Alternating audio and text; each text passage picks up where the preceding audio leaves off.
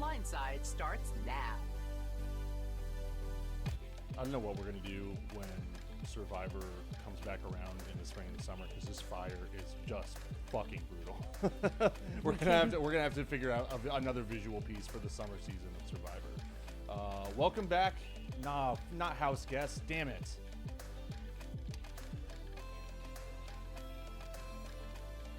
We are Backdoors and Blindsides. I'm Matt. She's Meg. We're married. Hello.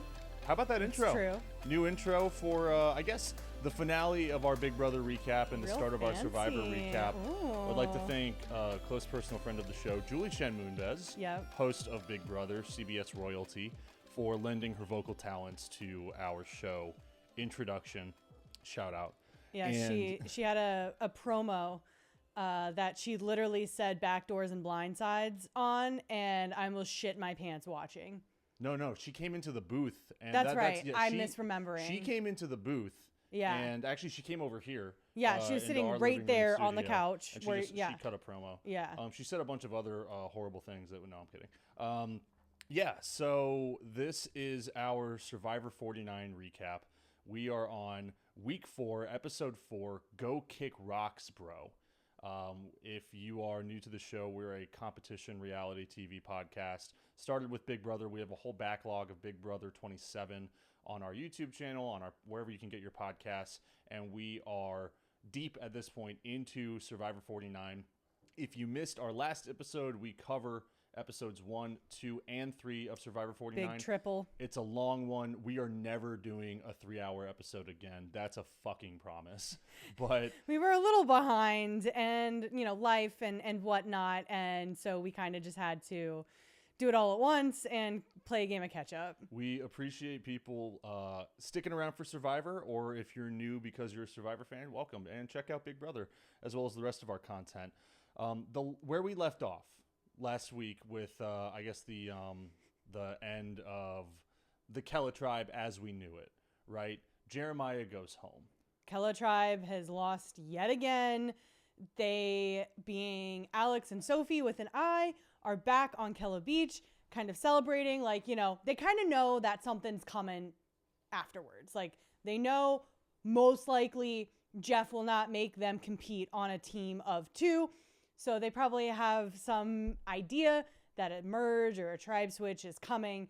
And we see them on their beach laying in the sand, which has to go to show how shitty their camp is. Yeah. How shitty their shelter is for them to be going and laying on the sand, which, sand soft, right? No, you get on the little creepy crawly bugs, like the sand spiders, the sand mites, whatever. I don't think so. It sucks. No matter where you sleep, it kind of sucks. And they chose the suckier place, clearly, because high tide comes, which you think by now, they've been there probably for a week. It's a whole 7 days, I think. 4 days technically of game, but yeah, but I think it's closer to 7 days. you've been in Fiji for a little while. Yeah, you've maybe paid attention. You've maybe paid attention to, the tides. Hopefully, apparently not, because it comes and sweeps them away, kind of gets them soaking wet, the bottom half down. Their boats going out to sea. Sophie lost a shoe. Poor Sophie. And I just, as Sophie's losing a shoe, I just am paying tribute back to Jake. Oh my God. Yeah, Jake.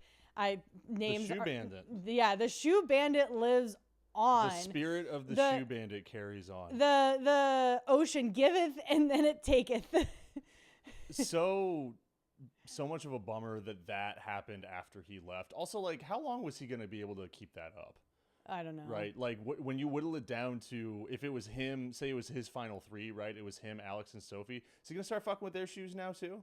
I mean, it was kind of malicious. It started out as like a haha joke, shoe bandit, but then it was just kind of bullying, I think, at the end of it. So I don't really know. And honestly, I don't really give a fuck. He's gone. Next. But thankfully, the curse seems to come to an end, or at least the curse as we know it, because the next day we roll out to what appears to be the next Survivor Challenge. Yeah. And Jeff announces we're doing a tribe switch. Well, not before they pull up, and it looks like a 2v2v2 competition that's set up.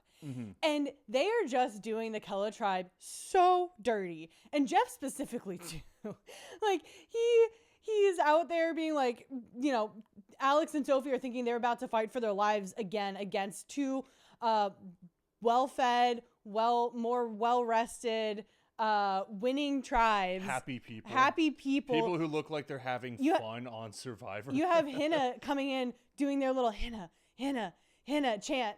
And Uli's just pissed at it. They're like, shut the Uli's fuck rolling up. their eyes. I wanted to ask how you felt about that. Do you think that's cornball, or do you think it's like morale? It's good for morale. What, the Hina chant? Yeah. I mean, I think if I'm on Uli, I'd be like, shut the fuck up.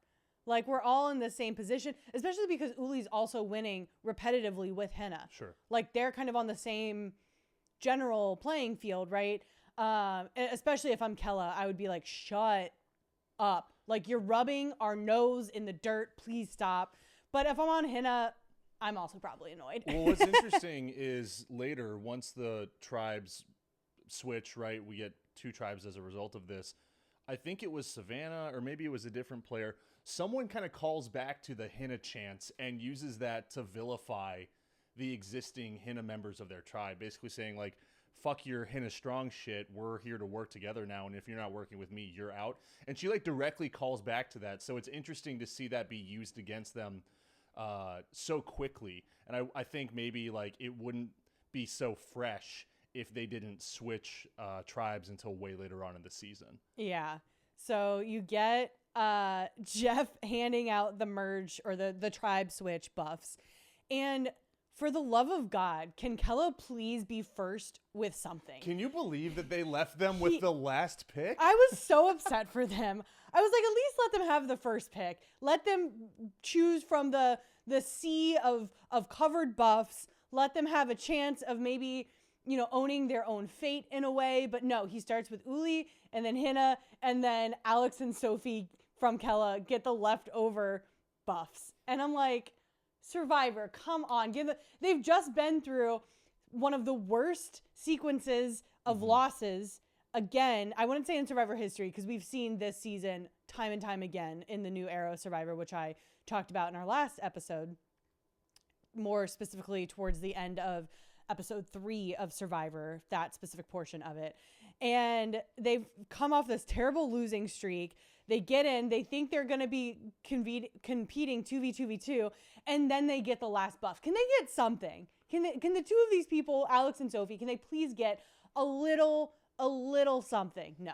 Well, I mean, I think they both come out with something by the very end of the episode at least. But you're right, like it is a final blow almost, or just maybe an ugly funeral. I do love them ripping their original Kele buffs off, and not just throwing them on the ground, but stomping on them, burying them in the dirt, right? It was a little performative for me. I mean, but if you've gone 4 days, the last 4 days that they've had, what else would you do? I'd be wiping my ass with it. I would probably like slingshot it off into the ocean. You know, they look a little stretchy, so I'd probably do that. I'd like slingshot it off my love finger. it. And so, thank God, this tribe switch means, and you were saying it out loud, you're just like, give me two tribes, give me two tribes. Oh, we dropped the 3-tribe dynamic. Is it kind of early to do that? I mean, ish, for the number of episodes, but not necessarily for the number of people. Yeah. Jeff said it happened a little early this season because of Jake's medical evacuation. Yeah. So, but yeah, I'm sitting there on the couch the whole time. I'm like, for the love of everything that's good and holy in the Survivor universe, Survivor gods, please give me 2 tribes. Because if I got a reshuffling of 3 tribes again, I was going to be pissed. So I'm interested in your thoughts on why they choose to keep the 2 names that they do. Because what we do is Uli dissolves. And we maintain the Hina tribe and the Kele tribe, and everyone is reshuffled into those tribes. What do you think is the psychology behind keeping the Kele tribe around? I mean, it's the losing tribe. Yeah. It's the cursed tribe. It has this maybe superstition around it. Storytelling. Yeah, people don't want to be on it, right? We don't, God forbid, Kele lose after this tribe switch again. And then is it truly this cursed name, this cursed color, this cursed tribe? Is it the people? What's wrong with it, right? I think a little bit for the storytelling. But listen, for our sake and our purposes, I hate that they keep the same names. I want 2 new tribe names. Leave the Hina, Kele, and Uli tribe as like the first wave of tribes. Give me 2 new tribe names for the tribe switch because it's going to be confusing. We're going to be talking about current Uli or former Uli, former Hina, current Hina, the new Hina, old Kele, all that stuff. And I'm like, I would rather just have 2 brand new tribe names. Yeah, I guess it's going to be a little easier to talk about the alliances for the next couple of weeks because we can just say the old Uli alliance, the old Hina alliance, or whatever. But do they keep either of the names when the actual merge happens, or does it just become the Survivor tribe? No, they have a tribe name. Okay. Is it a new tribe name, or do they keep one of these? Usually they'll pick it. Okay. The Between merge the 2? tribe they'll come to a conclusion. And you've seen in previous Survivor seasons where someone's like, oh, I know Fijian and like I want to like name our tribe after the sunset. So this is the word in Fijian for sunset. Some of it's bullshit. I can't remember what season it was, but someone said that and they named their tribe something stupid and everyone thought it was something like clever or That's cute or amazing. fun. Like getting like the Chinese tattoo, the Chinese writing tattoo. Yeah, pretty much the equivalent of that. But historically, they've been able to, at least for some seasons, name their own tribe when they get to the merge. Awesome.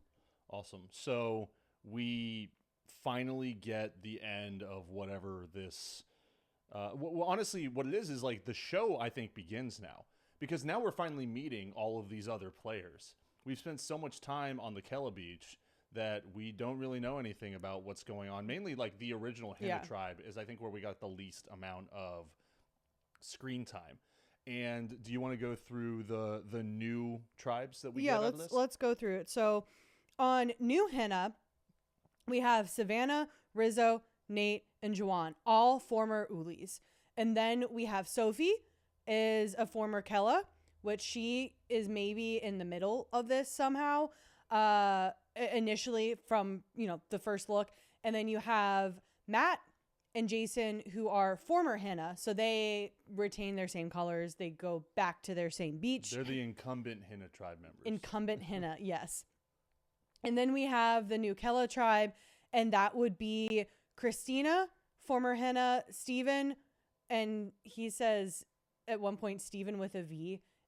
And, because it could be spelled like Stefan with PH in the middle. But I took that as Steven with a V at the start of his name. So a silent V for like Vestiven. Yeah. So I think I'm going to call him Vestiven now for the rest of the time. But Vestiven is former Hina. We have MC and Sophie IE, also former Hina. And then we have Alex from the Kele tribe. And then Shannon and Sage from Uli. So a decent mix-up. They keep alliances of 4 together, which is interesting. But right, we'll get into it. But the Hina alliance, the Uli alliances kind of switch up a little bit. What do you mean? Like Sage and Shannon get put together. They don't really fuck with each other. Oh yeah, I see what you're saying. And then Juwan gets thrust into that alliance of 4. Basically, Juwan and Shannon switch places. Yeah, that's true. Yeah, and I think so. What I broke down here after the tribe switch was the best case scenarios and the worst case scenarios that kind of came to fruition. Okay. So we have, if you're on the new Kele tribe and you are 4 of the former Hina, great for you. You've got the numbers. Yeah. You got the numbers in a tribe full of 7. This is great for you. You just can't have any fractures, any cracks. And the same thing happens on new Hina with the 4 former Uli players, right? So if you got that luck of the draw, you're in your majority alliance on your new tribe. You're safe for the night. Hopefully it doesn't crack on the first night and you kind of retain your tribe. So that's kind of what is meant by like Hina strong, Uli strong, Kele strong. It doesn't exist, right? We can't even have that. But we have Uli strong and Hina strong happening on both of their respective tribes. And for my purposes, one of the best case scenarios is Sophie with an I and Sophie with an IE continue to stay on different tribes. Yes, thank God. Thank God. One of them has to go before the merge. Yeah. We can't have that. We can't be having covering that on this show. Yeah. I'm sorry. We need different names for our reference purposes. And then we kind of get the worst case scenario that happens. And this is, again, from the jump. The tribe switch from the jump. This is the worst case scenario. Sophie and Alex are split apart. Right. Like, they continue to not have any leverage in this game. Yeah. They go their separate ways on their two different tribes. And in that moment when they were both drafted on different tribes, I was like, holy shit. This means that one of them is inevitably going to lose the next immunity challenge. So they will continue their lose streak, and one of them will not know what it means to have a survivor victory under their belt. Yeah. Four straight nights. Yeah, I felt bad for them in that moment, because then it turns into a game of, is it the Kele tribe that has the losing streak potentially, and Alex is associated with that? Is he the cursed one, or is Sophie the cursed one on the new Hina tribe? Like, what's gonna follow if you want to lean a little bit into that superstition? And then you mentioned earlier too that Sage and Shannon, who don't really fuck with each other from Uli, are now the only two previous members on the new Kele tribe. Well, I think it's a worst case scenario for Shannon. Shannon gets separated from her alliance of 4. Right. Sage has an opportunity to make new friends and try and come out on top. Right. Yeah. And I think that's what is in her best interest, because I do not think the former Uli tribe has Sage at all. So, even if they all make it to the merge, I don't think that they stand a chance in the pecking order of Uli. Yeah, I agree. Being Sage. And then something else interesting, if we want to sit back and look at what the future will hold for these players, and with how their new 2 tribes are divided, again, we will eventually get to a full merge where we have one full tribe. So if Alex on new Kele is able to more closely align with the former Hina tribe, right? So he kind of gets adopted by Hina. Mm-hmm. And you have Sophie on the new Hina tribe. If she's able to get adopted by new Uli or old Uli, I think that will be very interesting if they make it to the merge together, because now you have Alex and Sophie, who has their strong times. They're trauma bonded. Yeah. They're gonna, I would guess, stay together some, or try to reconnect in the merge.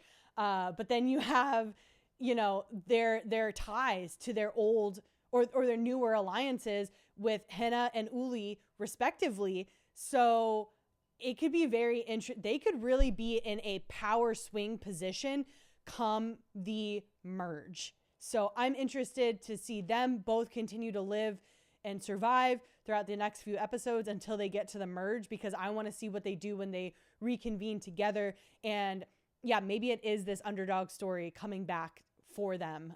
They mentioned that it when they were on the beach getting, washed away by the ocean, but hopefully they can reconvene and do something really cool with the knowledge that they have now about Uli, the knowledge that they have about Hina, and they can weaponize that together to form, some crazy alliance together, and pulling, maybe members in from each of those tribes with them. I would love to see them play. Yes. Like, we haven't really been able to watch them play. Are they surviving? Yes, but there's not really any moves to be made. They're just trying to stay afloat, right? They're trying to keep their head above the surface, at least up to this point. So those are our new tribes. And I love, after we make this switch, seems like everyone's ready to jump into whatever challenge this is. Jeff says, all right, grab your things, head back to camp. And everyone's like, wait, what? Oh, what? Like, everyone was stretching, kind of getting ready for their competition. He says that's what we call a survivor fake out, and then sends them on their way, gives them, the afternoon or whatever, the morning, to get to know each other. And then Rizzo is, I guess Rizzo is like the flag guy on his tribe. Yeah. Because he carried it for Uli, and on their way out, he grabs the Uli flag and just starts kind of marching away. Like, And no, Nate no, goes, no, no, no, no. wrong flag, bro. He's got to switch it out. That's something that I want to point out, because last episode I mentioned that Savannah always seemed to be the person to approach Jeff and get the immunity idol. Mm-hmm. And Rizzo is always the person to carry the flag as well. I just want to keep following this group, and that, so now that would be the new Hina Tribe, and see if there are like more roles assigned to everyone, because that makes for something really interesting when you consider that you have to remove a fellow team member almost every day. Oh, we can't get out the Riz God. He's the one who carries the flag. I don't want to carry the flag. That shit's heavy. Do that. No, but I do think it's interesting. Like who's making these choices? Is Rizzo saying, "I'm the flag guy. Let me carry the flag everywhere," or is it like, "Hey Rizzo, you be the flag guy because I'm the person who is gonna always take the idol from Jeff," right? Like, or maybe it's just they fall into a rhythm he didn't want, so like he just kind of continues to do it. I mean, Nate seems to be the fire guy on their side of things. Well, Matt seems to be the fire guy too. Right. And so Not you. It's just interesting to. Well, you kind of no, are the fire I am guy. the fire You guy. are the fire I guy. wish I wasn't the fire guy. I have sweat running down my back right You're now. It's fine. very distracting. So I just I think that's something interesting to keep watching Yeah. and see how like functional roles within the tribes stacks up against obviously like the social roles as well. Who is like the leader on the forefront? Who's the puppet master? Who's the puppet? And who's on the bottom just trying to survive. So that's what's fun about switching it up this early in the game, honestly. And then just one more thing about the tribe switch. As it ends, we cut to commercial. A couple times every Survivor episode, we get Jeff somewhere on the beach or somewhere in the Survivor set saying, "You could be next," right? This cuts to him. He's still on that same set that we just saw, and saying, "Hey, did you guys see that? Numbers are important. We need numbers to play Survivor," right? It's just A+ production. Oh, Like, yeah. That's just the little things like that is what makes it honestly the best of the best as far as these types of shows go, is just little attention to detail. And I know that Pre-planning. yeah, and I love know it. that like there's a team of producers that have been running that show for a long time, but you listen to him talk about the way that he produces the show as well. He's just a wicked smart guy. Oh And yeah, he's locked in. He knows every intricacy of it. There have been moments where Julie Chen Moonves is kind of accused of not really being a fan of Big Brother, and she's just kind of the host, and she just leans away from some of the house guest stuff.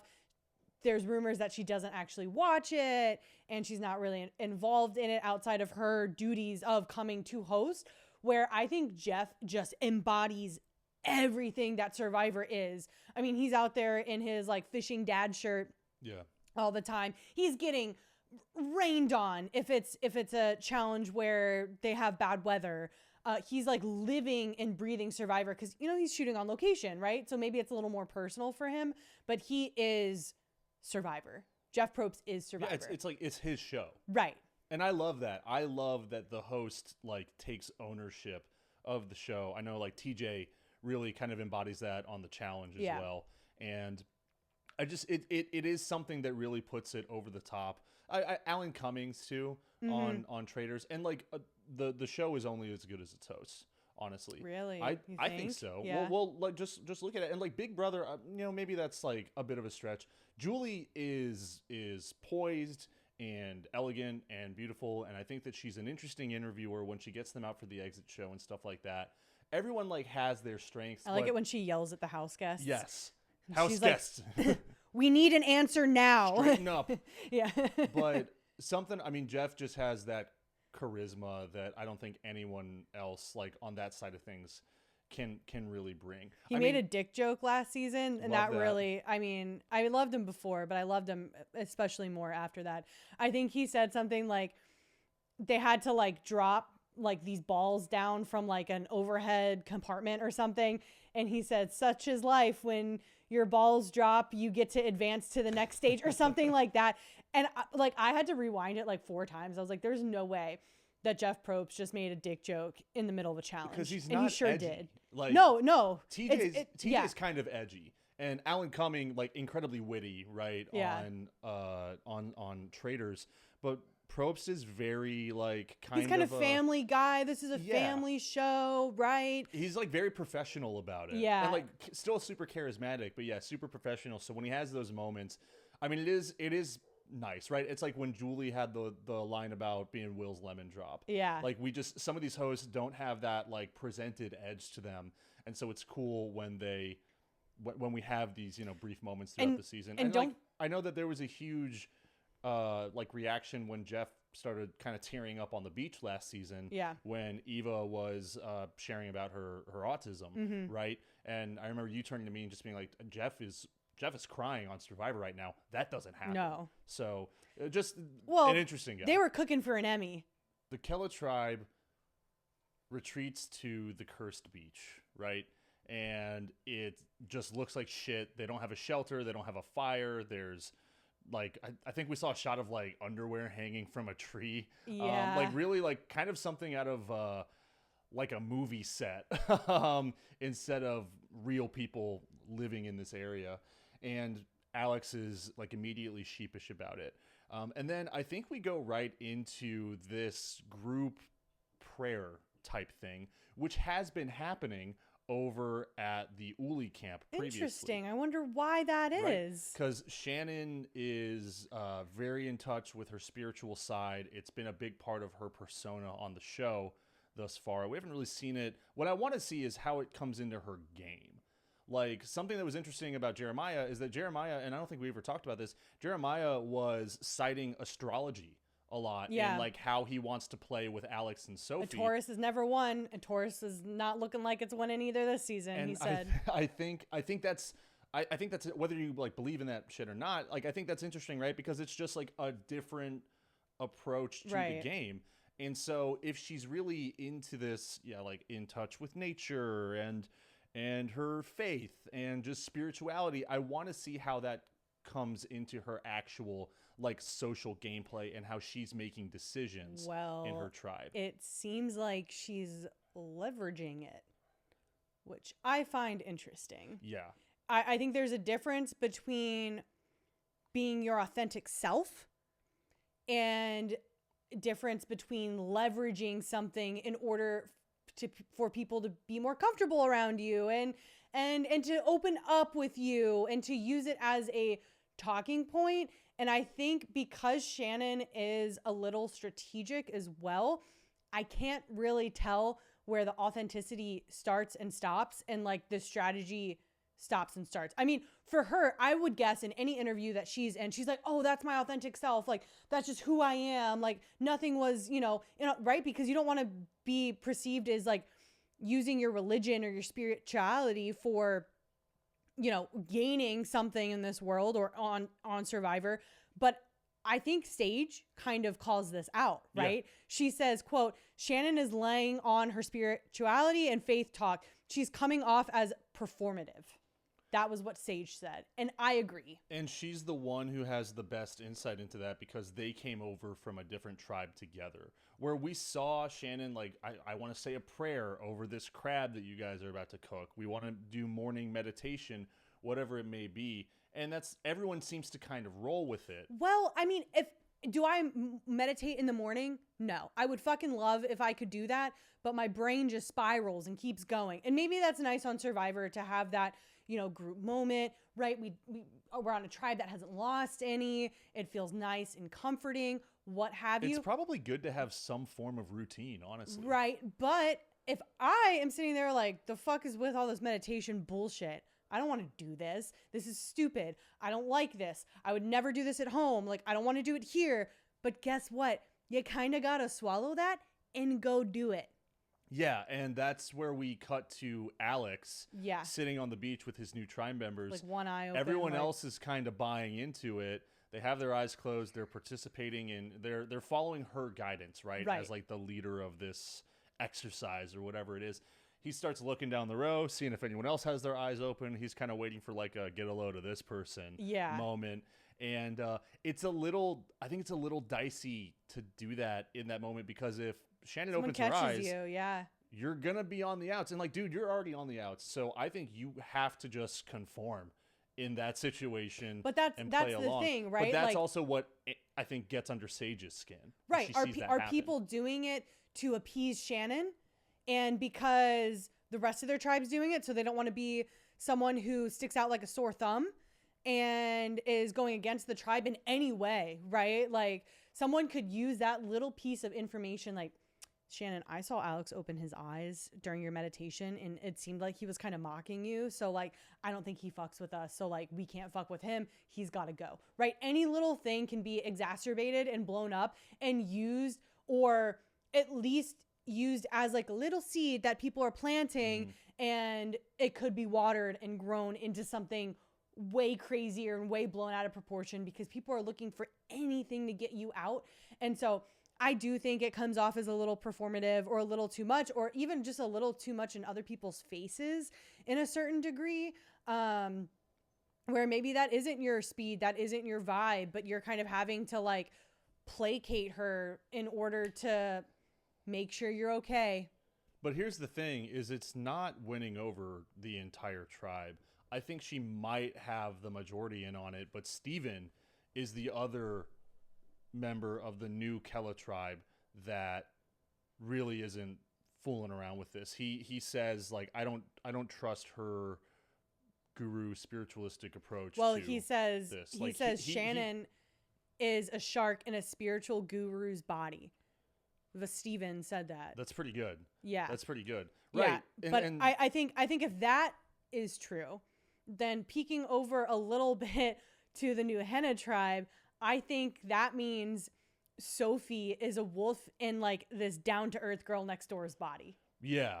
Like right? you're like cool little sister type. Yeah. vibe. Oh, cute. She even says like, "Oh, I'm just a little puppy dog." So and that's Sophie with an I, by the way, for clarity. I know we were talking about Kele, and this is confusing now because there's a Sophie on Kele, and we're talking about the funny thing that Steven said about Shannon, who is on New Kele, but we're actually going back over to Hina for a second, talking about that Sophie, and that, yeah, she's just kind of this, oh no, I'm so sad, I've lost everything, someone take me in. But I think she will, rip someone's face off if that's a weird. That's pretty cool. I don't know. Ripping face off. I don't know. Yeah, I like that. No, that's my analogy was I could only do one. That's how you win Survivor. You're not afraid to rip faces off. Yeah, and so what Shannon is doing, or I guess the way that she is kind of acting as like the spiritual leader of the group, it is calling negative attention to her by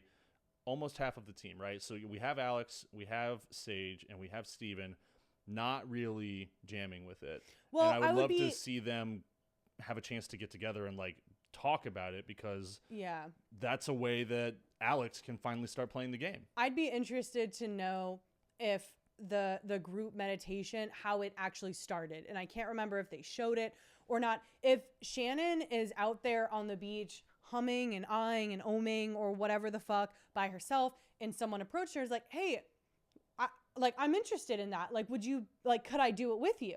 And Shannon's like, yeah, absolutely. And then it all kind of like, everyone kind of wants to do it, I think is fine. But I think if Shannon's like, all right, everyone, circle up, we're doing our meditation. That's what it seems to be. That's what it seems like. At least that's what we saw when she wanted to pray over the crab at her old camp. Yeah. And so it's just, I think that we're going to follow this narrative over the next couple of weeks on the Kele tribe. Because it seems like Christina really into what Shannon is selling. Yeah, she grabbed, right? She was wearing a cross necklace, I think it was, and she kind of like held it up. They bonded over it. Yeah. And which spirituality and faith is such a strong foundation for people to bond over. So I think it's to Shannon's advantage to tap into those people who have those thoughts and feelings, right? And have those beliefs. But I think it can be off-putting for people who don't, and who maybe are of a different faith or of a different mindset or just approach to life. And it could be like, here we are again, doing whatever the fuck Shannon wants to do. Well, that's the thing. I think Shannon has assumed, like when we say spiritual leader, that also could just mean like overall tribe leader, because she came from a camp that had Savannah and Nate, and they were both like at the forefront of like the quote unquote leaders of the group. They seem to be the most authoritative in just like camp decisions, when they were buzzing about who they might be voting out, etc., making the core alliances and stuff like that. She comes in, and I think she looks at this as a chance where she can be the leader. She can control the game. She can work to get Sage out because she doesn't fuck with Sage. Alex is a potential easy out because he doesn't like my meditation and because he's the odd man out. He doesn't have any allies on this team. But if Steven plays his cards right, because he is like, Steven's the only one who I think is outright kind of said he's got his eye on her. Like he's looking at her as a potential target. Well, I don't know. I think it's Sage. dangerous. I think Sage saying, you know, she's laying on her spirituality and faith talk thick, right? She's coming off as performative. I think that's a direct attack against Shannon. Because you're questioning her authenticity, and if you're questioning her authenticity in her spirituality or just who she is as a person, right? How can you trust her as an alliance member? You can't. Absolutely. You can't, right? So if Sage is having those doubts about Shannon, then like their relationship's always going to be fucked. Steven is tight with MC. Mm-hmm. They came over together. I think that's one of the bigger best case scenarios that I don't think we really within that core four. Mm-hmm. MC and Steven sticking together is huge because one of them has the advantage, right? MC has the advantage. She and pulled in Steven. She told Steven. And don't forget, in their group of 4 that they had on the former tribe, MC was pulled in as like a 4th by Matt. Right. Oh, I'm gonna pull you in as a 4th. Fuck you, Matt. Yeah, exactly. I didn't like his vibe. I don't like Matt's vibe. I like your vibe, Matt, but not other Matt's vibe on Survivor. Well, we'll get to that, but once everything kind of came out in the open, it kind of all made sense. Yeah. As to why my skin kind of crawled listening to him talk. But if Steven has his sights, Steven and Sage, you know, can figure out together that they have their sights on Shannon. You've got MC. You've got MC because she rides with Steven. Alex will jump into whatever alliance you offer him. Mm-hmm. So if you're the first people to get to Alex and say, hey, we don't really dig this, what Shannon's got going on. We think she's dangerous. Like it doesn't even have to be spun as like hey, this meditation thing is bullshit and I want her gone. Like Steven, I think, makes a really good point. She comes off as very trusting because she seems like down to earth and in touch with like the most like human part of herself. And so people do gravitate to her because she's got like all these, she's always putting out like positive vibes and people will gravitate to that. But if those 4 could get together, I mean, that would be like finally some real gameplay happening in this group of people. And while we're on Shannon, right, I wish something would have come to fruition in this season of Survivor. And obviously Jake leaving is, you know, out of anyone's control, just in the snake's control, right? But if we went to this tribe switch or even a merge where Jake and Shannon were on the same tribe together, I would have loved to see it, because I don't think he would have been about her bullshit. She wouldn't have been about his macho man shit. And Jake even said before, like, I'm a, you know, fucking guy with 1 nipple piercing doing Magic Mike bullshit in Canada. And I know how women are. I know how to please a woman. He presents himself as like the alpha. There's no chance in fucking hell he knows how to please Shannon. There's no chance. There's not a scenario that exists where Shannon buys into Jake's macho bullshit. Right. We're talking like platonically, right? Yeah. Okay. No, platonically. Sorry, but like he's using that as like I know how to like sexually arouse women, so now I know how to just like, you know, manipulate women. Basically, is what Jake was saying in one of his interviews, and I was like, shut the fuck up. I was like, you don't know shit. You don't know shit. Just because you can wiggle your little butt around and maybe you have abs, I was like, you don't know shit about women. So I would have loved to have seen Shannon and Jake on a tribe together and maybe have that like kind of have like that like rub into like each other. Real personal beef. Yeah, that's always fun. Like the non gameplay hatred, like it's real personal hatred. Also on that too, do you think Jake knows what's up with Sage? You think he's met a girl like that before, that collects her blackheads in a little jar for shits and giggles? Yeah. There's not a it's chance. Just, there's the quirk, or what is it? She's a hoot. She's right? a hoot. We don't know if he's too familiar with hoots. But yeah, that's a really good point. What could have been, I guess. But I do think that Alex is not afraid to go to war because at this point he'll do anything to keep it going. I think Steven is good at letting someone else kind of be the forefront, right? The frontman, I guess, of whatever alliance he's in. And then MC is straight up like a fucking beast. If anything, I would say put Sage as assign Sage, the leader role here, because it's already kind of out in the open that her and Shannon don't like each other. Yeah, be like, yeah, Sage, this is your idea, Sage. If I'm Steven, right? I'm being like, yeah, Sage, I'm on board with your move. Meanwhile, I'm Steven being like, I thought the same thing, but I'm just going to let Sage be the head of the snake because that shows distrust with her if they come back to the merge, and Steven can go back to, old Uli and be like, yeah, she's just fucking... She sent Shannon home. She was doing shit. But yeah, she wasn't about Shannon. Yeah, I think that there's a lot of different moves that could be made if the four of them can get together. And they could try and rope in Sophie with an E, who I think we've gotten the least of in maybe this entire show. Which I had my eye on her from the start because her hometown, again, is like, a couple miles across the river from us. Mm-hmm. So, I mean, it would take us fucking an hour to 2 hours to get there with shitty DMV traffic, but I believe as the crow flies. As the crow flies, yes, caca. They're right over there. The correct expression. Yeah. So I kind of had my eye on her, just being local ties. Alex also has local ties, so that's cool for us.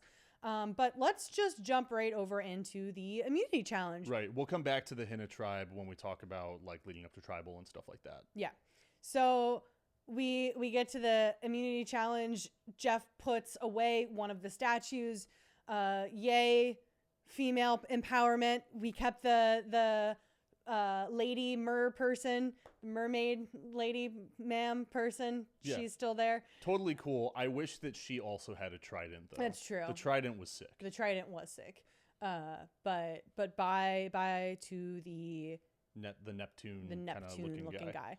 And he also reveals that it is a reward challenge for some fruit. He unveils the cover of the little basket thing, and there's beautifully this arranged fruit platter. How do they cut kiwis like that?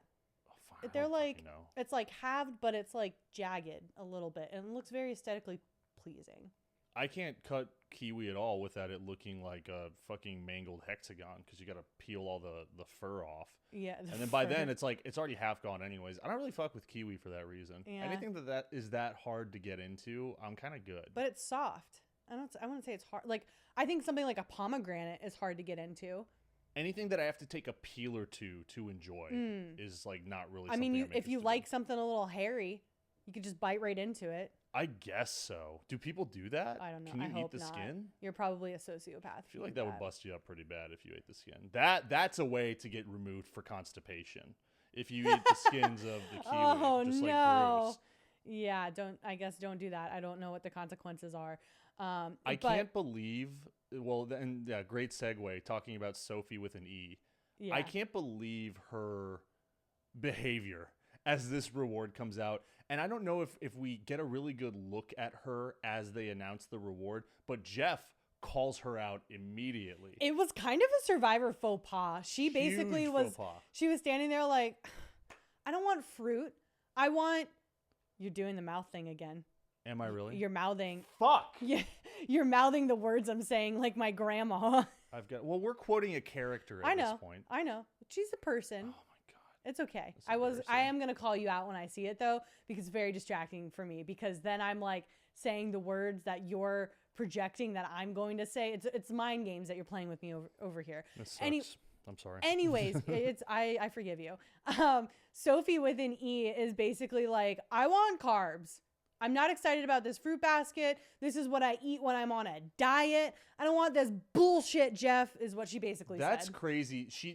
Those are her words. She says, this is what I eat when I'm trying to lose weight on a diet. And I'm Jeff, like, dude, it's literally calories to put in your body. And Jeff was basically like, fuck you. Yeah. Fuck you. You're getting your fruit basket if you win. Well, what's amazing is the whole tribe kind of turns on her. They yeah, go, they're well, like, well, shut the fuck up. Yeah, they're like, we'll well, take we'll anything. take it. We'll take it, right? Because you are kind of speaking, when Jeff calls on you as an individual, you are kind of speaking on the behalf of your tribe. Right. Because he's not going to go down the line and talk to every member of the Kele tribe. So, yeah, everyone kind of looks at her like she's fucking crazy. Just, again, why can't we act like normal people? You have to behave like you're the new person at work.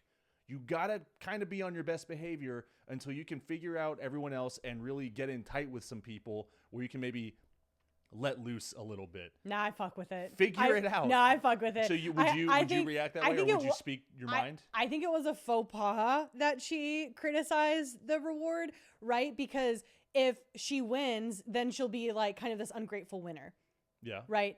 If her team loses, then she kind of is just like, I didn't want that anyways. Yeah, kind but of then attitude. the whole rest of your tribe is kind of flipping that around and looking at you saying she didn't want that. She fucking put that bad energy out into the open.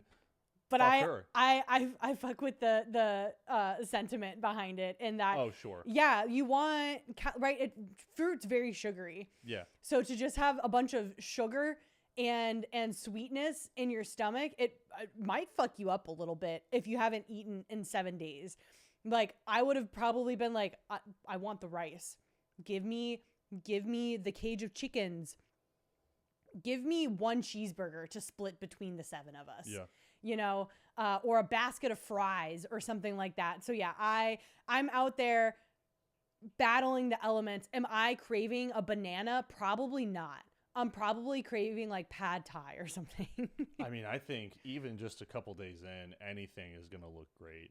Yeah. Like But no, that's why I personally fuck with it, is because she was like, I don't want this. Like, she's speaking her mind. I think it's funny.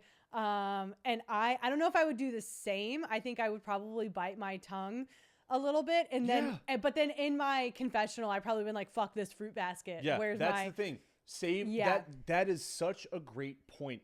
Save that shit for the confessional. Save the peanut gallery shit when you are speaking to a producer and the camera, not around any of your other teammates. Yeah, when you've got these like kind of aggressive takes, or just like this, you've got kind of an attitude about something, it's not a good idea to let anyone else on the beach see that.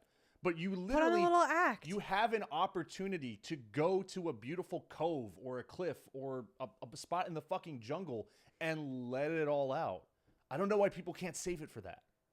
Yeah, I don't know. She couldn't, but I thought it was kind of funny.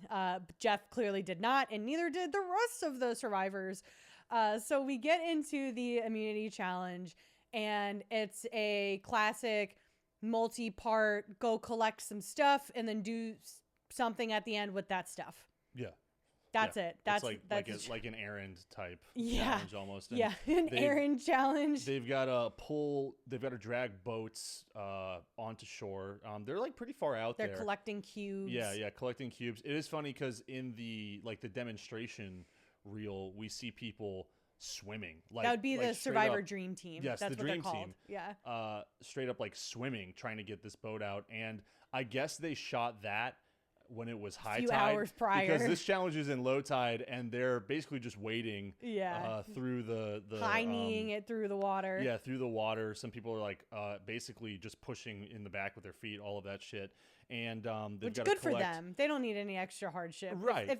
If the Survivor elements are swaying in their favor, then go ahead, run through the water instead of swim through it. So then they drag the boat to shore. You've got a bunch of cubes, and then it's a 2-part transportation challenge for the cubes, where each tribe puts up one team member who has to walk the first, I think it's 6 cubes or something like that, across a balance obstacle. And you could take multiple at once. Yeah. So you could kind of squish all of them together and hold like one big unit of blocks. But you have to get those first. I don't know if it's a handful of cubes. It's the smaller ones. Yeah. You have to get them over a balance obstacle. The rest of your team can't move the bigger blocks over as a unit until all of that's completed.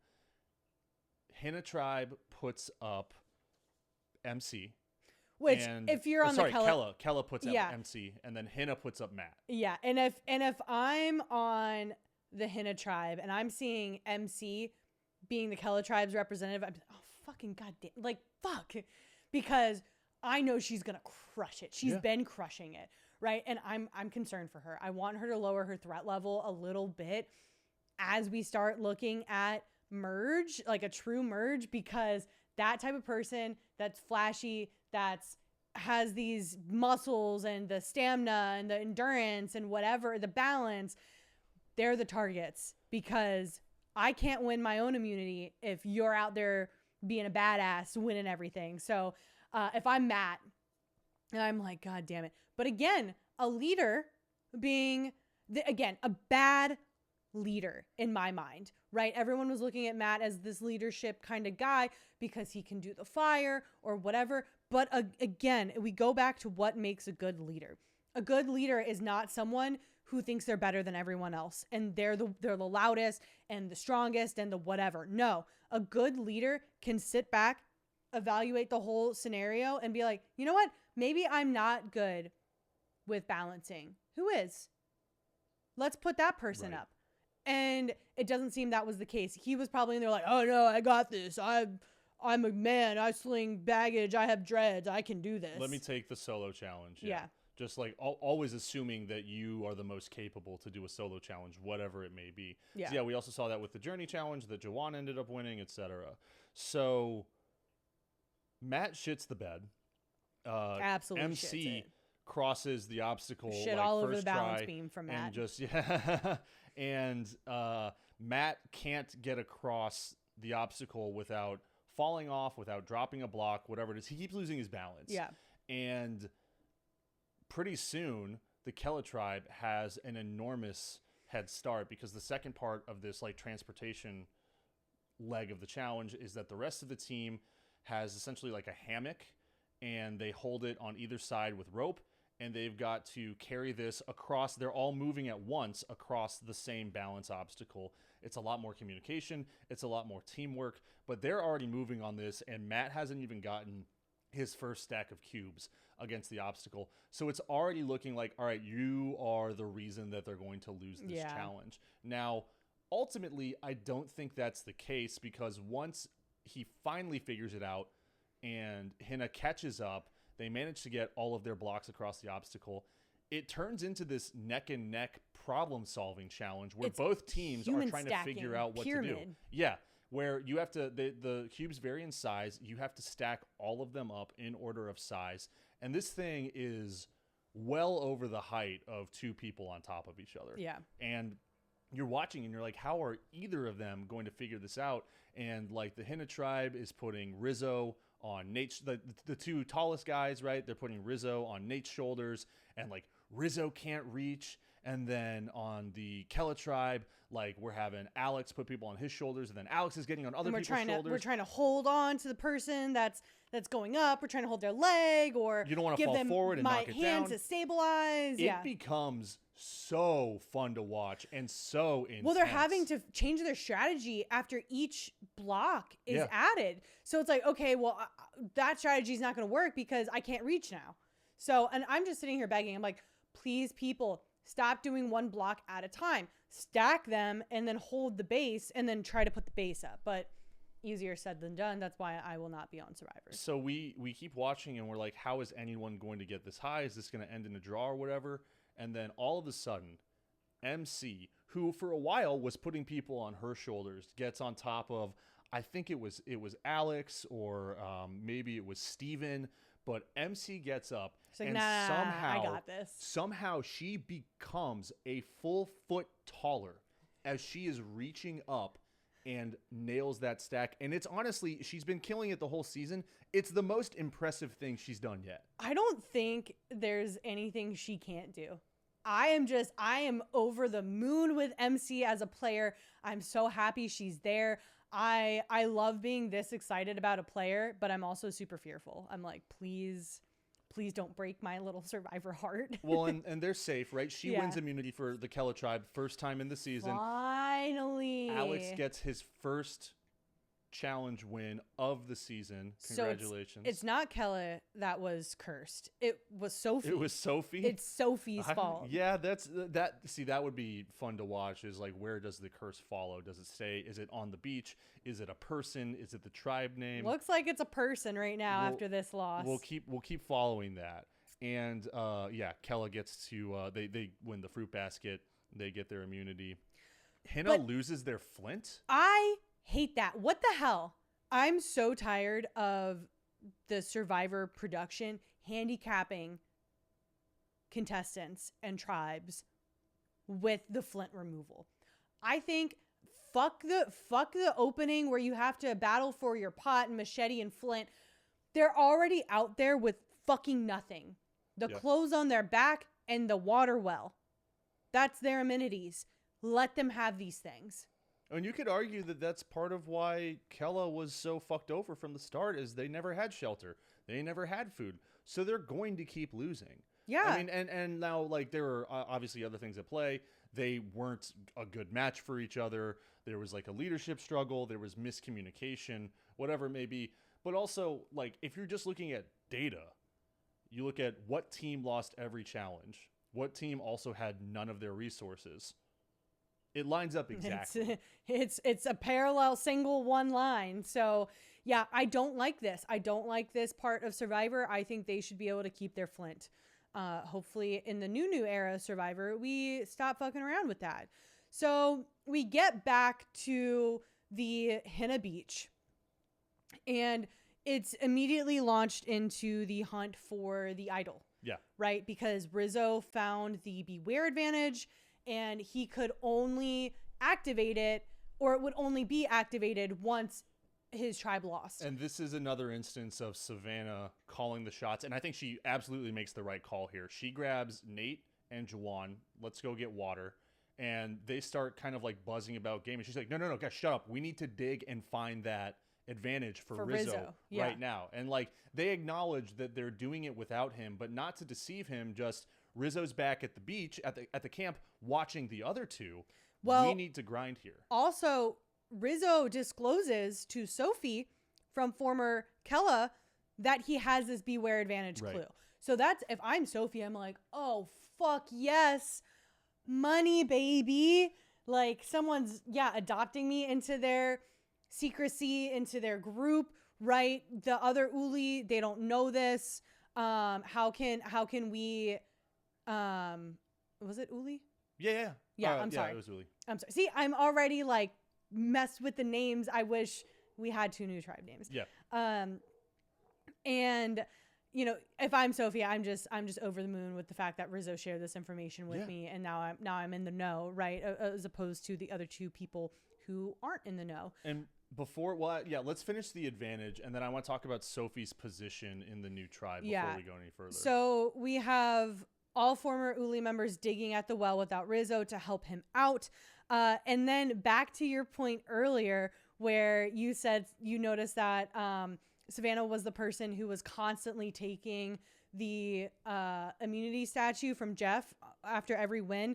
She, again, and you pointed this out in the episode, she's snatching the Beware advantage clue from the ground. What happens is everyone's digging around the base, and Nate is ultimately the person who spots it. It's off to the side. They dug it out and they didn't even realize it.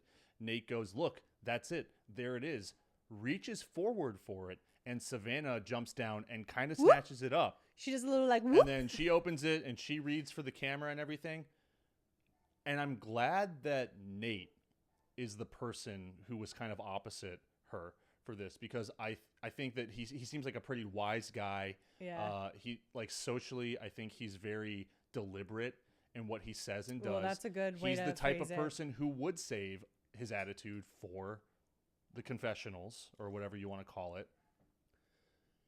This is a moment that shows, okay, Savannah, she's got to be it. She's got to be the one in charge. Whether she knows, I mean, and some people just do that like subconsciously. Yeah. Right? Like, they don't realize, it's just like how they're wired. They don't realize that they're kind of like taking the spotlight or just like assuming control of the situation. There are like natural born leaders, whatever you want to say. You mean yourself? Yes. And so it seems like you're drawing comparisons to yourself. Yeah. So are you pro or anti Savannah? I'm confused now. I'm not pro. Or I don't know if I'm pro or anti. I just you don't have enough information. What I'm pointing out is that like I think she's very apparent. It's very visual and like obvious that she wants to be kind of the person in charge. Mm-hmm. I think it's dangerous for her. Yeah. Because I think that you're going to start pissing people off. Now, like I said, if it was a different player, someone might have taken that a little more personally. Nate didn't seem to really react, or at least we didn't hear about it in this episode. But it's something that I rewound and watched a couple of times to make sure that Nate is actually reaching for it on the ground, and then she lunges forward to grab it. Well, I think if I'm on the beach, I'm just rolling my eyes if I see that or see her grab the statue, the immunity statue again. I'm rolling my eyes like, here we go again. Savannah's got to be the person to do the thing.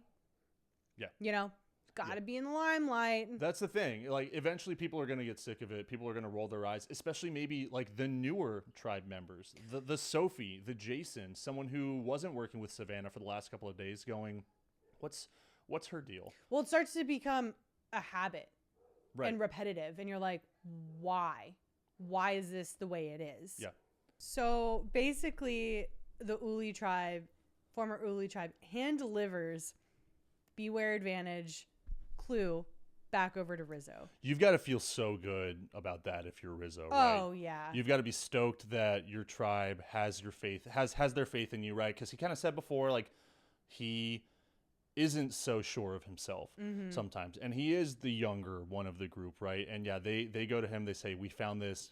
Be on your way, my friend. Right. And Rizzo follows the map into the water, into like the shallows and behind a bunch of rocks.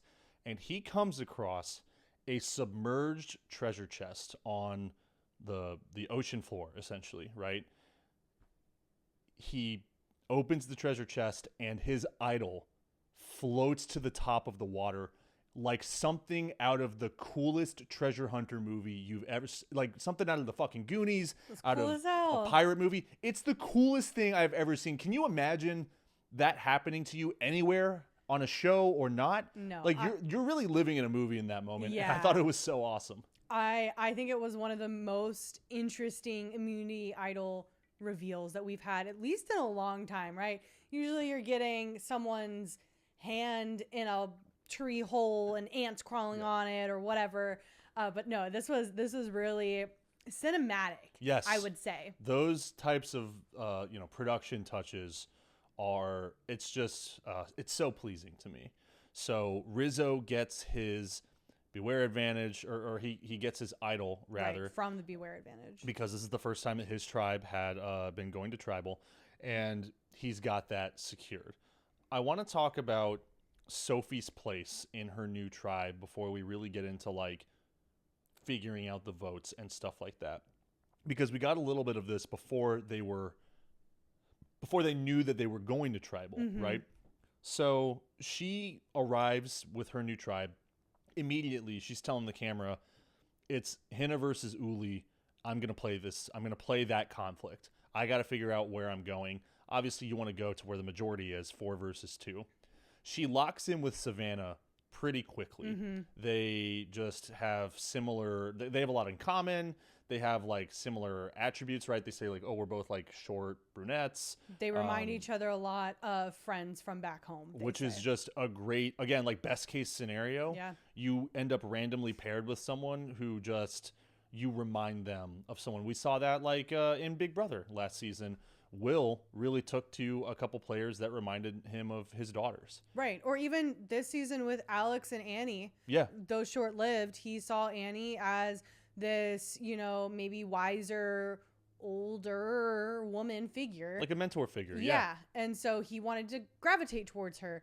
So I think familiarity is something that's an uncontrollable element in Survivor, but really does work to your advantage when it's there in front of you. It's literally like familiarity bias. Yes. I mean, it translates into Survivor just like it would in like the real world in a job interview or something like that. So Sophie discloses to Savannah pretty early on that Alex played his idol the night before in the old Kele Tribe situation. Again, just to build trust right away, let me tell you a little bit of a secret. And then it must be great to know that you're going into a tribe that has that same idol, basically. Like, you get to play that type of game a second. You get to play that situation a second time. And if I were her, whenever that idol comes into play, because obviously Rizzo completely safe here, I think that she would be able to sit down with Rizzo and say, look, Alex had this already. This is what happened. This is when he played it. This is why he played it. And this is how it came out. I just think that that's really, you're citing the game that you're currently in versus citing previous seasons. Right. I think that could be really advantageous if you put the right heads together on it, which is what they seem to have. So immediately Sophie and Savannah get tight, which is great to see. It's great to see that Sophie is not going to be the odd person out and the easy outcast. Right. They very easily, Hina and Uli very easily could have been like, you know what? Let's make this first one cut and dry. Hina will save you for this round, and we're going to get Sophie out because she is just, the seventh wheel. And before you know it, the same day that she meets these people for the first time, the Uli Tribe starts, I'll back up. The Uli Tribe is going to figure out which Hina person are we voting out, right? Because we have the majority here, and we're not voting out Sophie. So is it going to be Matt, or is it going to be Jason? So Rizzo is grilling Jason on just like, what's his vibe? What's his deal? How does he feel about Matt? Does he want to vote with the Uli Tribe, etc.? Who's standing next to him? Sophie. Sophie is already grilling on behalf of the other tribe members and Rizzo trusts her enough to just have her by his side while he does and say, that. yeah, like recon. That I think was the most indicative moment for Sophie's status in this new tribe of she has become adopted so quickly, and she is already part of the mission. She shares the mission with these other 4 players. That really stood out to me. So and then what really stood out to me in that same interaction is Jason's shitting the fucking bed.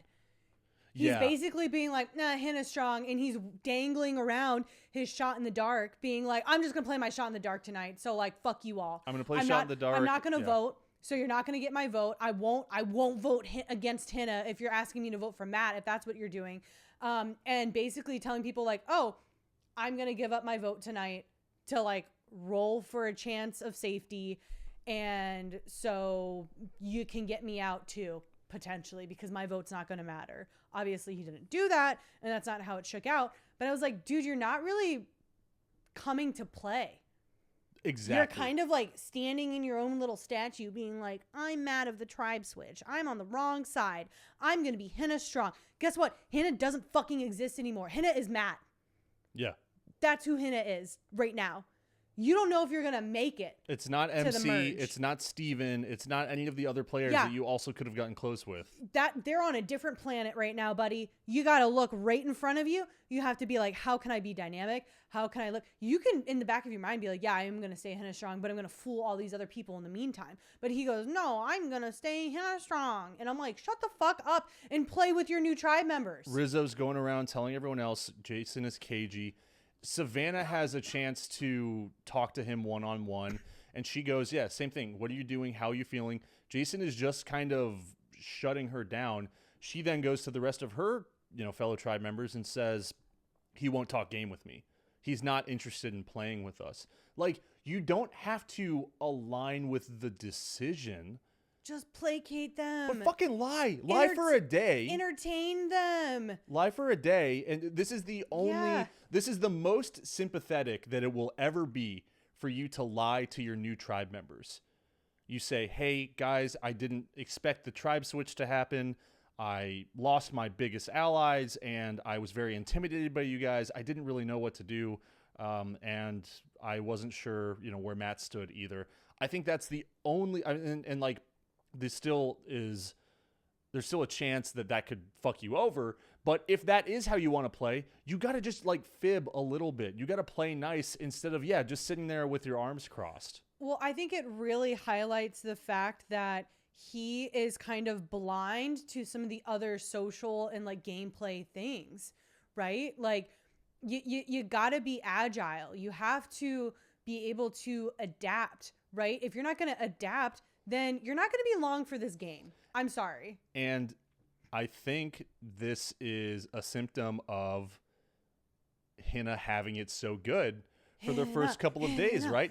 Like we've said before, they were treating Survivor like they were at summer camp. Yeah. They were having a ball. Everyone is lovey-dovey and just bonding and getting to know each other, eating well. They've got all their supplies. Meditating. They have hammocks, all of that shit. And so you aren't thinking with your guard up as much because you're not worrying about tribal for 3 nights in a row, right? Like they've just had it good. And so I think it is to a disadvantage to a degree when you're going into this tribe switch, because all of a sudden, now I have to be on the defensive. And I haven't been thinking that way for these last couple of days. And I'm up against people who have been thinking that way. Right. You are not in a position of power. Yeah. Like, we want to talk about numbers. There's 4 Uli, there's 2 Hina, there's 1 Kele. Guess what? You are now most likely on the outside a minority. And so you can't play like you're in a position of power. The Uli tribe, the former Uli tribe is playing in a position of power. You can't play that game. I don't know. They showed it in the episode that he spoke with Rizzo and Sophie and then Savannah. I don't know how the actual order was, but if, say, Savannah is the first old Uli tribe member to approach you as like an OG Hina, even in that moment, I kind of understand still keeping your cards close to the vest, because you're still getting to know these folks and you're still trying to figure out what the vibe is. Are all 4 of these Ulis closely aligned? Have they gotten to Matt? What is Sophie's deal? But once you see that the true lone wolf, the true odd person out, Sophie, has aligned with these folks, you have to jump on with them. Well, they didn't know that until Tribal. No, but they did, because when the biggest moment is when Sophie is standing next to Rizzo and she's nodding and she's quipping in about, what they want to do. That should have told Jason, okay, dude, old Hina is dead. You got to get with the times. You got to put Matt out. Yeah. And what's weird is like we never really saw Jason and Matt figuring it out together either. So it didn't seem like they had close like a close alliance. Yeah, you're right. I think Jason was shell shocked that he had to actually start playing Survivor, right. And then Matt had no idea what he was doing. Yeah, I mean the two of them, Matt and Jason, they went from kumbayaing for a week to losing a challenge and now being on the bottom. And Matt makes his first of many mistakes, I think, by going to Jawan, of all people. Because his idea is that he could tell that Jawan was kind of, well, he says, we met previously at that challenge. But, Jawan, funny enough, is on the bottom of the remaining Ulis that came into this tribe. So he goes, hey, man, that guy that you've been aligned with for a couple days now? We want to go for him. I want to take out Nate. Why would you not just go to the clear leaders, a.k.a. Nate and Savannah, and say, hey, guys, I'm all yours? Well, because there can't be 2 leaders in the group, because Matt is egotistical. Right. It's an ego thing. You're so right. And that also comes into play when Savannah is poking and prodding at Matt, being like, what do you do for your job? Oh, you're like a baggage or like something with the like physical labor. He's a baggage handler at the airport. Yeah, at the airport. And she's like, like, how long have you been doing that? He's like, 10 years. And she's like, okay, well, you're kind of on the older side. And so what did you do before that? Important to note that Savannah is citing her reporter background here. Right. She says, I interview people for a living, and so I'm using those tactics. Right. And you're right. She gets Matt to admit something that he had been keeping a secret from all of his original tribe members. Oh, I used to be a fucking VP finance bigwig at one of these giant companies. And everyone is kind of shocked. Everyone's like, interesting. Very, very interesting. And then you get Savannah.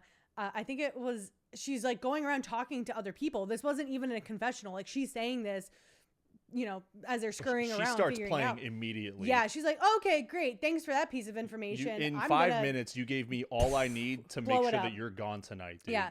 She goes, you don't get to be that high up without being a sociopath. I don't know anyone in a leader position that's not a sociopath. And I was sitting there coming from corporate America myself. I was like, yeah, that clocks. Right. That really fucking clocks because you exited corporate America a couple years ago. I work alongside it now. Sure. I'm not necessarily interjected into it. On your own terms. On my own terms. Because of one of these, and I don't know, sociopath is kind of like this like weaponized kind of like hyperbole type term. But I do think what I said earlier about Matt trying to get Nate out because he's the other leader, whatever. I think egotistical is a good word to use. I think a lot of leaders are egotistical, and I think Matt definitely showed that there. My own personal issues with, you know, corporate leadership, I do think there is a sense of, you know, oh, well, like this is how we've always done it and we have to do it my way. They're inflexible. They don't take other people's ideas into consideration because I've gotten here and I know what to do. Yeah, I had a corporate leader at one point. I'd been working on this project for months and months and months and being told by other, you know, team members, yeah, you're good. Like, this is good. And I am sitting in a meeting room with an exec, which, by the way, at this company, these don't happen. I'm a C-level employee. I don't get to sit with the C-suite. That's not what happens. Mm-hmm. And this egotistical man is... You won't name him. I won't. I will not name him. You won't give his address out on the podcast. We won't dox him. He has his hand on the door to, like, you know, enter the room. And his ass is not even in the chair. And he goes, if this is what I think it's about, we're not doing it. Absolutely not. After months of work. And I was groomed into thinking this is basically just a, you know, we're checking something off a box by having this meeting. We're going to move forward full steam ahead. This is just a formality. Was there an introduction? Was there like a, hey, how are you? No. Were you by yourself? No, I was with my team. Okay. But I was the one leading the presentation. It was your work. It was my work. It was my presentation. It was support from all these other people. And I was basically, I'm not kidding, I was like, fuck you. And I left like a week later. I was like, fuck this company. Fuck you. I'm not going to work with someone that has this such high ego. You know, I'm not going to say it. I'm going to take that out. Thanks. I was going to say, but that kind of paints it a little too close. I'll bleep some stuff. Yeah. Here. I was basically like, I cannot work with this company that has their ego so much at their forefront in every single one of these leadership positions where you're not going to listen to someone who's like, I have a good idea. Let me pitch it to you. If you're not even going to hear me out or give me the time of day to explain what I've been working on for the benefit, mind you, of the entire company. Yeah. This is not just my shits and giggle little project or me trying to upend the company here, right? I'm coming to this with my expertise and my, you know, my vision that's supported by many other people. Well, you're given a job, and when you get a job, when someone asks you to do something, you do it exceptionally well. You make sure that it's as good as you can do. Yes. I make sure it's as good as anyone can do. Not as good as I can do, as good as literally anyone else can do. Mm-hmm. Because that's how I run. So when I heard that, and when I heard Savannah saying, oh, this guy's Matt's a sociopath for being, you know, in some big finance bro, big wig leadership position, I was like, yeah, I see that. Because he also says something later at Tribal that makes me just want to, and we can get to that. But first, before we even get to Tribal, back to your point, after I digress about my own corporate America rage that I have living inside me, we have Matt going to Jawan trying to form what he called the Section Alliance. That sucks. I love that Jawan is immediately shitting on him in the confessional too. The section. Not only is he shitting on him in the confessional, he's running back to old Uli like, get a load of this guy. Well, He's why trying wouldn't to pull you in me that in. position? Yeah. Like you are safe. You know that you're safe. You know that these are the two targets. Just make it easy on everyone. Right. Hey, guess what? Nate, he's throwing your name out there. Yeah. And so we get to tribal, and Matt is talking about how he doesn't like how Sandra played the game in that the anyone but me voting strategy that she had, where she's like, I don't give a shit who goes, as long as it's not me, I'll vote with you. That is controversial, right? Sure, but you dumb fuck, she's won twice. True. What the fuck you mean you don't want to play a game like Sandra? Like, that to me is like big male egotistical vibe right there, right? Sure. You're citing, are you saying like, because he's citing a woman player? Yeah, or a woman who has broken records. There are very few two-time winners of the same show across any franchise you look at. So she one of the GOATs? Absolutely. Okay. Absolutely. So you're shitting on Sandra. So you're coming for her game that, is very successful and has become kind of like... Yes, she's won twice, you iconic idiot. at this point. I was so angry. Fuck you, dude. And then you have Sophie, who, mind you, again, has lost every single time, every single thing in this game that you could win or lose at. Her tribe has lost. And she is once again losing again. She is on the bottom, right, perception-wise, of this tribe. She's the only member from her former tribe to be on this new tribe. And she's talking about, I'm a little puppy. They adopted me. I'm happy. And Matt's over there like, I didn't know that. The fuck? I didn't know Sophie was... I was like, maybe because you were going around going after the wrong people and the wrong thing. And she's just happy. For once, she's at tribal and she is actually a little happy because she's trying to find a home here. She knows she's safe.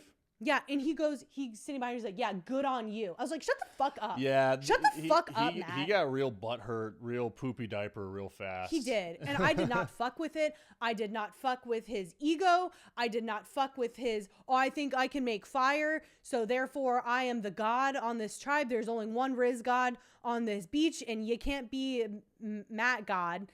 I think that's just maggot almost. And he fucking bye Matt. Bye. Yeah. Get out of my Survivor TV. The last thing that I want to highlight about this tribal is that, well, first off, Nate announces, he opens tribal by saying Sophie's with us and Jason and Matt are on the outs, which is a hell of a way to like get things started, right? Well, he gave them a chance. Uli gave Matt and Jason a chance to align with them. Yeah. But they're basically now toss up a lesser of two evils. Yeah. Unless you're like locked in with someone, which you can't be because you barely know them yet. You can't come into this new tribe ready to make moves. You got to be willing to, you got to look for protection if you're on the outs, if you're in the minority. But what I really appreciated about this new Hina tribe at tribal was the way that they spoke about each other, the way that they spoke about why they were there, and the analogies that they used. The theme of this conversation with Jeff was family versus friends. And Rizzo and Jawan especially were using those words a lot of, we feel like we've got our family, we meet, we have meals together, we spend all this time together, and we've got two friends who are visiting for the day, talking about Matt and Jason. And does that, burn probably to be called a friend over family? Yeah, but it also makes sense because they're coming from a new tribe. It's the nicest way anyone can. Well, and they're using words like adoption. They're like, we're a family who adopted Sophie, and family is going to be tighter than friendship, right?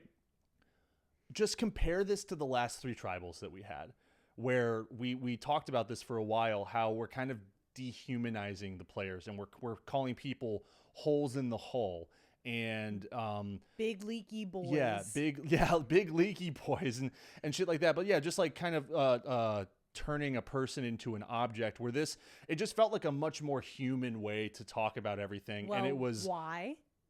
Why? Why is Why is that the reason? Because Kele had to fight for their lives, and they didn't want to see their other tribe mates as humans. Yeah. They wanted to see them as I'm just clawing for safety and for my life, and like I can't feel bad or guilty about cutting someone at this point. Is if I can externalize it and extrapolate the person from the human, then it'll make it a lot easier for me to move forward. Whereas Hina and Uli, those two former tribes, are over there like, again, kumbayaing it, and they do see everyone as people. Yeah. Because they're able to build these bombs. They have not had to put them to the test. And really, the Uli and Hina tribes still haven't really put it to the test, because old Uli was able to sit there and be like, yeah, so one of the Hina people are going. Yeah. So they didn't have to test their bonds, really. Good riddance. Yeah. It was easy. It just seemed really easy for everyone in that tribal who wasn't on the outs. Jason has some work to do. It is important to note that for a moment, we got Savannah and Rizzo at camp kind of regretting that they announced to the group that they were going for Matt, that they actually flipped and they wanted Jason out. So it's pretty clear that like Jason is going to be the next target, unless he can, for sure. unless he can really figure it out and maybe try and spin it around on Jawan or something like that. I think that's really the only option he has. Yeah, I mean, it's powerful that Uli voted unanimously together to get out Matt, and there was no kind of like funny business happening in the background as far as like going for another Uli member. So I think that further strengthens them, right? Because they go to tribal for the first time, the four of them together. They are maybe put to the test a little bit. They just have to be in a tribal together, right? And okay, yeah, we can all be on the same page. See, we all voted together. Let's continue to vote together. Yeah, that's the move, and he's got to really be. I mean, he's got to be panicking right now. But I think that the only way he can figure it out is to work with. I think you got to go to Savannah, right? She is the one who wants to be calling the shots. She presents herself as the one who's calling the shots. I think you go to Savannah and say, "I will be your ride or die. I'll do whatever you say. Let me prove myself to y'all." And let them come to the conclusion of icing out Jawan. Because Matt already went to Jawan and tried to figure something out with the two of them. That didn't work. Hopefully Jason realizes that was the case and continues. But also, he's like the puzzle whiz, right? He's been successful in puzzles multiple times. Like, he did give Hina that kind of edge that MC had the physicality and Jason was crushing it with the puzzles. So hopefully, like in the next immunity challenge or something like that, he has a chance to flex his ability with puzzles and like prove some worth and hopefully pull out a win to then give him a chance to just get a little deeper with other tribe members. Because like it's not super interesting for one person to go and then the other just because they were the minority right in the tribe switch, right? So I would like to just see like different scenarios arise. Before we get into Outwit, Outplay, Outlast, final thoughts on tribal or anything else from this episode? I'm happy Matt left. Bye. Yeah. Bye. Yeah, he was just he gave weird energy. I didn't like it. And then once he divulged what he did about like his previous career, it seemed to rub every single player the wrong way. Glad to see him go. He didn't seem like he was able to hold friends for very long anyways. So if it wasn't this week, it absolutely would have been next week. But I have our 3 winners for the episode 4. What are we're working on like a running title for this award, what we're going to call it. But episode 4's winners for Outwit, Outplay, and Outlast, a new segment that we're doing on Backdoors and Blindsides during our Survivor recap. And we start with Outwit. How would you define Outwit again? Just working like social strategy. Yeah. It's probably like the most aligned with the social part of the game. And that has to go to Savannah this week because she used her, technical skills, her professional background to pull this information out of Matt to basically cement everyone feeling good about icing him out, right? And I love when people can use their direct skills that they bring in from the outside world to this type of gameplay. whether, they worked in recruiting or they worked in sales or something like that. Or you talk about, how people can bring like a marketing mentality into this work. So Savannah is the person who outwit this week. Outplay has to go to MC because we see that crazy physical performance in the immunity challenge. Just leads her team to victory. She makes it look easy. Or at least she makes it. She's the only person that could do it, right? Like we couldn't see anyone else reach to what she was able to reach. So I think she outplayed literally every person on the beach in that challenge. Absolutely. And then finally, Outlast Another once again returner. Has to go to Sophie. And I think this was an even more impressive example of outlasting because of the tribe switch, because she's the lone survivor or just the lone, Kele member in this new tribe. And she plays it exactly right. She finds Savannah and says, we're going to be best friends. Let's figure out who we're getting out to. Rizzo, I'm going to come with you. Let's figure out together who we're going to vote out because I'm a part of this team. I'm a part of this mission. So those are our 3 for the week. And any other closing thoughts? No? Perfect. Follow us on Instagram at Backdoors and Blindsides. Follow us on X at Backdoor Podcasts. We have full video episodes on YouTube. I am sweating my fucking ass off in front of this fire, so please watch the visual episodes on YouTube to justify it. And we'll also occasionally be doing live posting on Threads and X during Survivor, airing on Wednesday nights. But with that being said, coming to you live from inside our living room, I'm Matt. And I'm Meg. We're Backdoors and Blindsides. The vibe has spoken.